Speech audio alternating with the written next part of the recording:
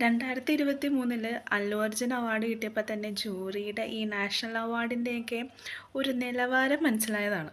പക്ഷേ ഇന്നലത്തോടു കൂടി അതങ്ങോട്ട് പൂർത്തിയായി. 2025 മികച്ച സംവിധായകനുള്ള അവാർഡ് മലയാളത്തിൽ നിന്നും കിട്ടിയേക്കുന്നത് വേറെ ആർക്കുമല്ല, ദ കേരള സ്റ്റോറി എന്ന് പറഞ്ഞൊരു സിനിമക്കാണ്. എന്ത് കണ്ടിട്ട് ആര് എനിക്കൊന്നും മനസ്സിലാവണില്ല. എന്താ ഒരു എൻറ്റയർ സ്റ്റേറ്റിനെ തന്നെ മിസ്ലീഡ് ചെയ്യുന്ന രീതിയിൽ ഒരു സിനിമ എടുത്ത് വെക്കുക, എന്നിട്ട് അതിന് ബെസ്റ്റ് ഡയറക്ടർ ഒത്തൻറ്റിക് ആണെന്ന് ജൂറിയുടെ എക്സാക്റ്റ് നോട്ടാണത്. ദ കേരള സ്റ്റോറി ഒത്തൻറ്റിക് ആണ്, പക്ഷെ ആടുജീവിതം ഒത്തൻറ്റിക് ആണെന്ന് അവർക്ക് തോന്നിയില്ല എന്ന്.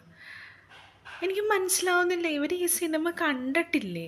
ആസ് എ കൺസേൺ ഇന്ത്യൻ, നിങ്ങൾ ഏത് രീതിയിലാണ് ഈ കേരള സ്റ്റോറിയും ആടുജീവിതവും കണ്ടിട്ട് കേരള സ്റ്റോറിയാണ് ഏറ്റവും ബെറ്റർ, സിനിമാറ്റോഗ്രഫിയൊക്കെ അതിൻ്റെയാണ് ഏറ്റവും കൂടുതൽ ഒത്തൻറ്റിക് എന്നൊക്കെ പറയാൻ ആ ഒരു കൺക്ലൂഷനിലേക്ക് വരാനായിട്ടുള്ള ബോധം മാത്രമേ ആ ഒരു ജൂറി മെമ്പേഴ്സിനുള്ളൂ?